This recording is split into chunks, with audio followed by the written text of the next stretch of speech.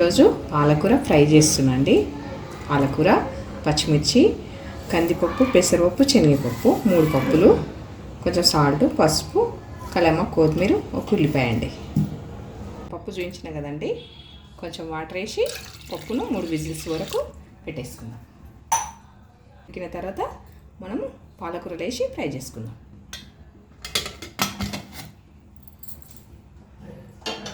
పాలకూరకు సరిపోయినంత ఆయిల్ వేసుకుందామండి.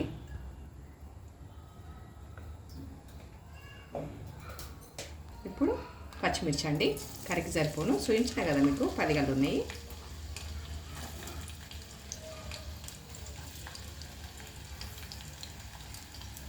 ఇప్పుడు ఉల్లిపాయలు, పాలకూర ఫ్రై అండి, ఇది పప్పు కాదు, ఫ్రై.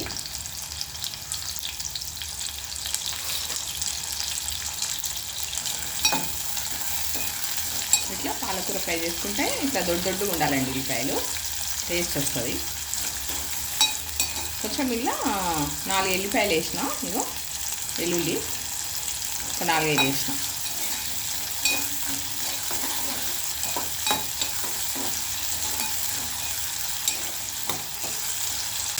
కొంచెం కడమసాల,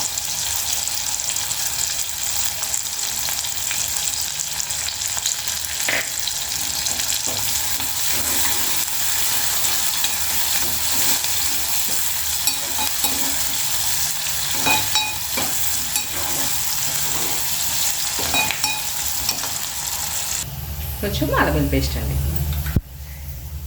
పచ్చివాసన పోయే వరకు.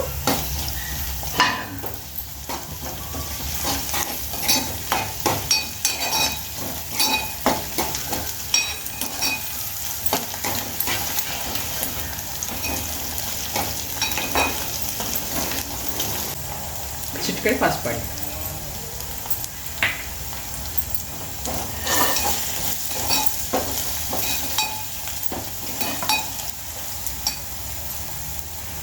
ఇప్పుడు కొంచెం కొత్తిమీర అండి.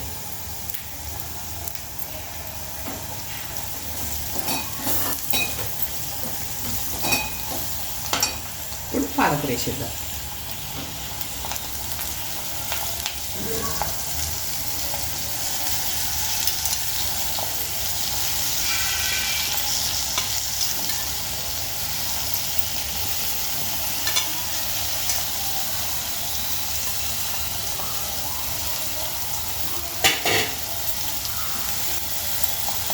ఆకుకూరలు వేసేటప్పుడు నిండా కనిపిస్తాయండి, ఫ్రై చేస్తే కొంచెమే అవుతుంది. పచ్చిమిర్చి వేసినాం కదండి, ఇలా కారం ఏమి వేయం మనం. ఇక ఓన్లీ పప్పు కొంచెం కచ్చపప్పు ఉడకబెట్టుకొని ఈ ఫ్రైలో వేసేసుకుంటే బాగుంటుందండి టేస్ట్. లైక్ చేయండి, నా వీడియో నచ్చినట్టయితే సబ్స్క్రైబ్ చేయండి.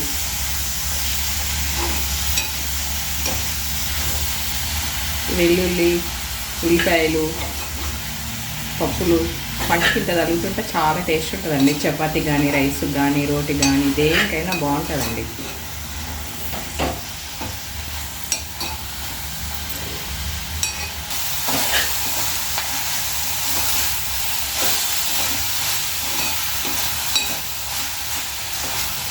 ఇప్పుడు మనం సాల్ట్ వేసుకుందామండి, సరిపోయినంత. పచ్చిమిర్చి వేసినా కదా మనం పోసిన, సరిపోయినంత సాల్ట్.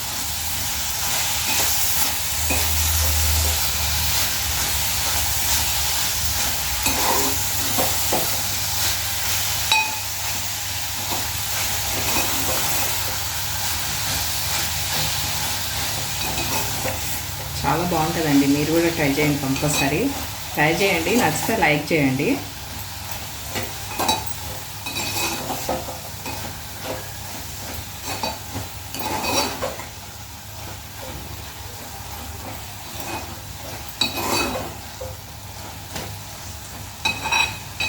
అందరూ వండుతారండి ఆకుకూరలు, నాకు వచ్చినట్టు నేను వండుతున్నా. మీకు నచ్చినట్టయితే ట్రై చేసి టేస్ట్ చూడండి, బాగుంటుందండి. చూడండి, ఇంట్లోనే వాటరు వచ్చేస్తాయి పాలకూరలో. మనం ఇప్పుడు పప్పు పెట్టుకున్నాం కదా, ఆ పప్పు మంచిగా కచ్చిపప్పు ఉడికినాక దీంట్లో వేసేసుకొని ఒక చిన్న టమాటా దాంట్లో ఉన్న గింజలు తీసేసి వేసేసుకోవాలండి. ఒకసారి చూద్దామండి. 5 నిమిషాలు అయింది. చూడండి మంచిగా ఫ్రై అయిపోయింది. ఇప్పుడు మనం ఒక చిన్న టమాటా గింజలు లేకుండా వేసేసేయాలండి.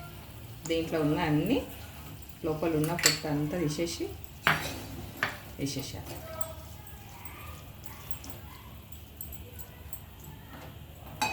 ఎందుకంటే పాలకూరలో టమాటా గింజలు వేయకూడదండి, అందుకనే నేను ఓన్లీ పైన వేసేసిన.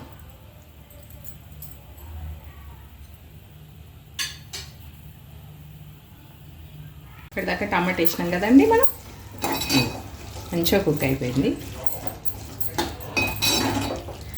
ఇప్పుడు మనం ఉడికించుకున్నాం కదా పప్పులు, 3 పప్పులు ఉడికించుకున్నాం మనం. పెసరపప్పు, కందిపప్పు, శనగపప్పు.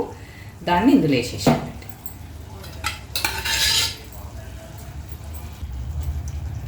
చూడండి పప్పు ఇందులో వేసేసిన. మనం పాలకూర మంచిగా ఫ్రై చేసినాం కదా. ఫ్రై చేసిన తర్వాత దీంట్లో పప్పు వేసేసినాండి. కచ్చపక్క ఉడకబెట్టిన పప్పు. చాలా బాగుంటుందండి, మీరు కూడా ట్రై చేయండి ఖచ్చితంగా. ఇది ఒక 2-3 నిమిషాలు మంచిగా ఫ్రై చేద్దాం. ఫ్రై చేసినాక కొత్తిమీర వేసి స్టవ్ ఆఫ్ చేద్దాం.